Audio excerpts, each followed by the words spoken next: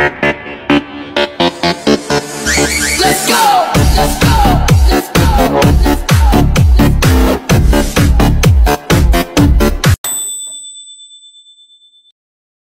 Cerita dimulai memperlihatkan seorang gadis SMA bernama Lin. Dia suka belajar membaca komik dan bermimpi ingin punya pacar seperti karakter komik yang romantis. Keluarga Lin saat ini hanya terdiri dari 3 orang termasuk dirinya. Yang pertama ada kakak iparnya King. Dia membuka warung makan dan menu andalannya adalah sejenis sup yang terdiri dari kaldu dan daging. Orangnya cukup baik tapi ucapannya kasar. Yang kedua adalah keponakannya Diu, putra dari King. Mimpinya adalah menjadi pelatih tim nasional. Satu hal yang membuat Lin merasa terganggu oleh Dai adalah sikap protektifnya. Dia selalu mencoba mencegah Lin punya pacar kapanpun dan dimanapun itu. Dia seolah tidak rela bibi cantiknya itu dimiliki seseorang, apalagi jika ada yang macam-macam. Dai tidak akan tinggal diam. Keinginan Dai untuk menjadi seorang atlet tidak terlalu didukung oleh ayahnya karena dia tidak punya biaya untuk menyekolahkannya ke perguruan tinggi. King lebih menyarankan dia untuk mengambil alih usahanya itu, tapi dia menolak karena Dai masih ingin mengejar cita-citanya. Oleh karena itulah dia memutuskan untuk pergi dari rumah dan hidup mandiri. Hebatnya Dai mendapat beasiswa untuk berkuliah jurusan olahraga di Bangkok. Begitu juga dengan Lin, dia mengambil kuliah jurusan keperawatan. 4 tahun kemudian Lin bekerja sebagai fisioterapis di Bangkok setelah dia lulus dari kuliahnya. Sementara itu harapan Dai untuk menjadi pelatih tim nasional harus tertunda karena dia kalah dalam ajang uji coba di universitasnya.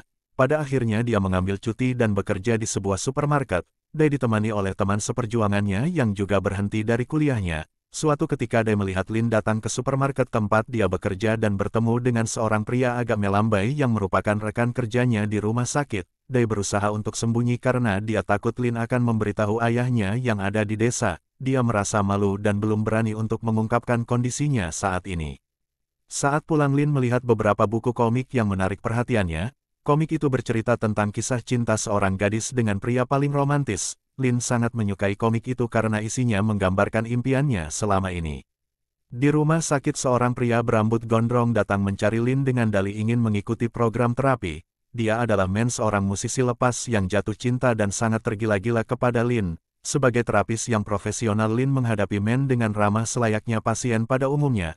Gombalan aneh yang dilontarkan Men sudah cukup membuat Lin muak dan dia selalu berusaha untuk menghindari ajakannya. Tapi sikap Lin yang terlalu baik membuatnya sulit untuk mengatakan tidak dengan jelas dan pada akhirnya Men selalu mendapat kesempatan untuk berada di sisinya.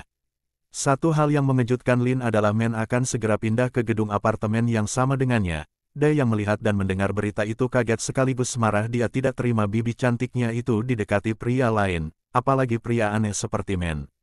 Men yang terus memberikan spekulasi negatif membuat Dai semakin takut akan terjadi sesuatu kepada bibinya itu. Pada akhirnya Dai marah kepada ayahnya karena dia membiarkan Lin tinggal di apartemen.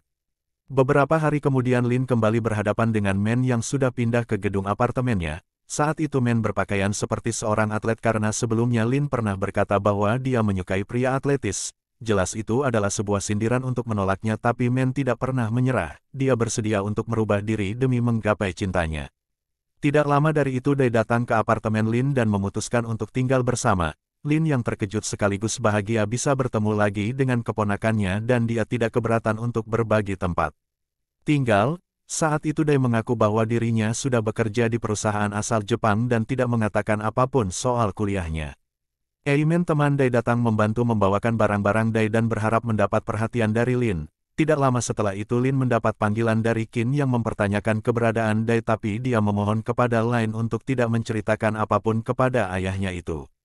Sejak saat itu dia selalu ada untuk Lin dan senantiasa melindunginya dari ancaman pria hidung belang. Seperti biasa dia akan bertanya apakah Lin sudah punya pacar atau belum. Lin hanya berkata bahwa dia sudah dewasa dan bisa mengurus kehidupannya sendiri. Tapi tetap saja Dai lalu menyarankan bibinya itu untuk menjomblo di usianya saat ini. Di rumah sakit Lin terpaksa harus melayani Men saat dia datang untuk menjalani sesi terapi. Reaksi berlebihan yang ditunjukkan Men membuat Lin semakin terganggu. Tapi dia tetap sabar dan melayaninya dengan ramah. Untung saja Lin mendapat pesan dari Dai, dia menjadikannya alasan untuk menghindari Men yang terus minta ditemani. Siangnya teman Lin bercerita bahwa akan ada seorang mahasiswa yang datang ke rumah sakit untuk melakukan penelitian, tapi dia tidak tahu siapa dan seperti apa orangnya. Tidak lama dari itu Lin dan teman-temannya bertemu dengan seorang dokter yang menjadi idaman para perawat. termasuk teman pria Lin yang satu ini, terlihat jelas bahwa Lin juga tertarik kepada dokter itu, di mana dia selalu berusaha tampil manis dan perhatian kepadanya. Di sore hari Men datang ke apartemen Lin di mana dia merasa kecewa ketika melihat Dai ada di sana, tapi setelah tahu bahwa dia adalah keponakan Lin dia ikut senang, merasa bahwa dia juga adalah pamannya, masih dengan gaya atletisnya yang terkesan memaksa Men tetap percaya diri ketika berada di hadapan Lin. Saat itu dia membawa makanan sehat untuk dimakan bersama tapi pada akhirnya makanan itu terkontaminasi oleh bulu ketiaknya yang sangat lebat. Setelah melewati masa-masa sulit dan absurd itu Lin meminta bantuan keponakannya untuk membawa beberapa barang ke rumah sakit. Keesokan harinya di rumah sakit Dai membantu Lin membawa barang-barang yang dia maksud. Ketika Lin menyapa dokter pujaan hatinya ia merasa kesal dan dia membuat beberapa keributan untuk mengganggu percakapan mereka. Tidak sampai di situ cobaan lain muncul ketika mahasiswa yang diceritakan sebelumnya sudah siap untuk mengerjakan tugas penelitiannya. Dia adalah game mahasiswa tingkat akhir yang sedang menyusun skripsi, ternyata mahasiswa itu adalah junior sekaligus orang yang mengalahkan Dai di ajang percobaan universitasnya beberapa tahun lalu. Saat itu juga terungkap bahwa Dai meninggalkan kuliah di tahun kedua di mana teman satu angkatannya sudah lama lulus. Di hari itu Lian menunjukkan langkah-langkah terapi sederhana sementara itu Jin hanya bisa tersenyum saat dia menerima pelajaran dari Lin. Setelah itu Game memohon kepada Lin untuk membantunya membuat video tutorial latihan terapi fisik, karena terus memohon Lin tidak tega dan akhirnya dia menerima ajakan tersebut. Di saat yang sama kekesalan Dai di masa lalu dan kemarahannya saat ini menjadi satu ketika dia melihat bibinya itu didekati oleh juniornya sendiri. Malamnya sesuai dengan saran yang diberikan manajer supermarket dia memutuskan untuk beraliansi dengan Men. Dia datang ke kafe tempat di mana Men bekerja sebagai musisi saat itu Dai memprovokasi berkata bahwa ada seseorang yang mendekati bibinya. Keesokan harinya di sebuah taman Lin mempraktekkan beberapa gerakan terapi bersama Game kepada beberapa orang tua yang ada di sana. Sementara itu Dai bersembunyi di balik pohon dan memantau mereka dari kejauhan. Game sangat berterima kasih kepada Lin karena dia sudah bersedia membantunya. Saat itu Game dengan mulusnya menggiring percakapan hingga berakhir pada sebuah pernyataan bahwa dia menyukai Lin. Di saat itulah Men datang dengan marah dan mengacaukan semuanya. Ketika Game bertanya siapa dia Lin menjelaskan bahwa Men hanya pasien di rumah sakit. Ya perkataan itu membuat Mi patah hati dan dia mulai menyadari posisinya. Keesokan harinya Lin datang ke supermarket tempat Dai bekerja untuk mencari tasnya yang tertinggal saat dia datang ke sana tempo hari.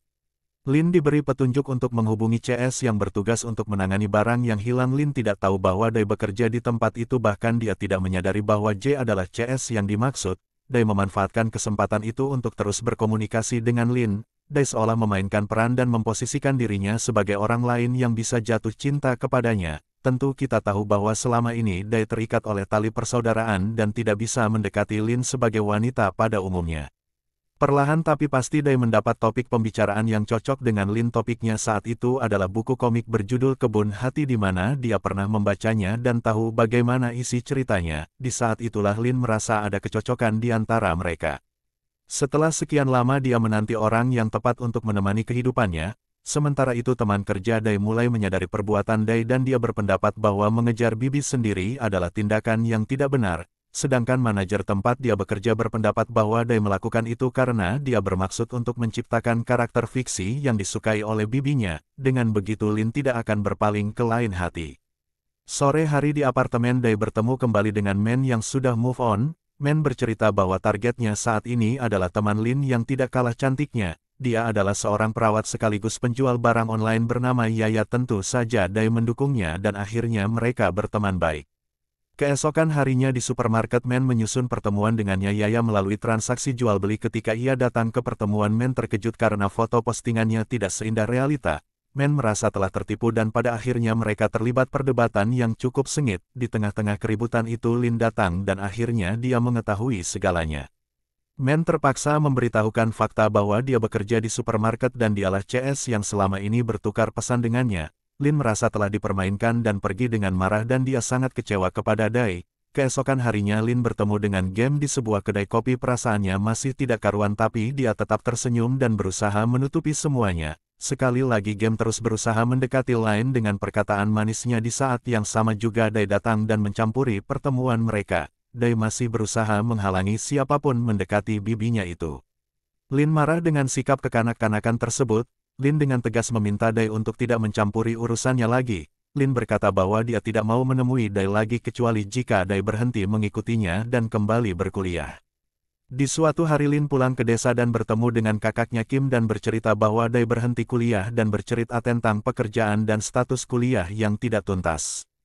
Kim seakan sudah menduga bahwa hal itu akan terjadi, tapi dia lebih mencemaskan satu hal saat itu rumah milik mereka akan dibeli oleh seseorang dengan harga yang cukup tinggi. Lin yang tidak mengharapkan apa-apa karena menurutnya rumah itu sudah menjadi milik Kim akan tetapi Kim tetap tidak bisa memutuskan hal tersebut secara sepihak, karena ada fakta yang masih disembunyikan oleh keluarganya itu. Sementara itu di Bangkok Dai memutuskan untuk kembali melanjutkan kuliahnya. Uji coba kampus di tahun itu juga akan segera dilaksanakan dan Dai meminta dirinya didaftarkan kembali. Namun hanya tersisa slot untuk lari rintangan di mana itu bukan keahlian utama Dai. Walau demikian Dai tetap mengambil kesempatan tersebut untuk mengembalikan jati dirinya sebagai atlet. Singkat cerita hari pertandingan pun dimulai. Dai kembali berhadapan dengan game tapi kali ini dia percaya bahwa dirinya tidak akan kalah seperti dulu, akan tetapi keberuntungan sedang tidak berpihak di mana Dai harus menerima kembali kekalahannya di babak pertama. Di sela-sela pertandingan Kim datang menemui Dai di kampusnya untuk menceritakan kebenaran tentang keluarganya. Ternyata ibu dan ayah Dai hanyalah seorang karyawan dari neneknya selaku pemilik kedai terdahulu. Lin adalah putri mereka dan Kim bukanlah kakak atau kerabatnya walaupun hanya sebatas karyawan kedai. Orang tua Lin sudah menganggap Kim sebagai putranya sendiri dan setelah mereka meninggal dunia Kim bersumpah atas dirinya sendiri untuk menjaga Lin seperti keluarga. Karena Dai tidak mau mewarisi kedai tersebut Kim memutuskan untuk menjualnya dan mengembalikan semua hartanya kepada Lin. Menyadari bahwa dirinya tidak bersaudara dengan Lin, Dai bersemangat dan Dai akhirnya memenangkan pertandingan di babak kedua. Lin yang diam-diam melihat pertandingan itu seketika dikejar oleh Dai yang mulai dibakar oleh api asmara. Ketika dia menceritakan semuanya, Lin tidak merasa bahagia sama sekali, karena fakta itu sama saja membuktikan bahwa dia hidup sebatang kara tanpa kerabat satu orang pun.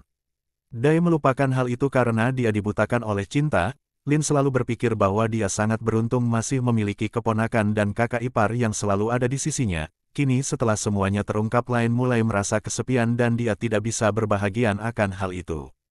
Itulah yang dikhawatirkan Kim selama menutupi kebenaran tersebut. Pada akhirnya Lin memutuskan untuk mengajukan beasiswa dan melanjutkan studinya ke Inggris. Lin masih tidak mau berbicara kepada Dai, bahkan setelah dia berusaha merayakan hari ulang tahunnya yang gagal karena sebuah tragedi. Setelah apa yang terjadi Lin tidak menghilangkan kebaikan Kim yang sudah merawatnya sedari kecil.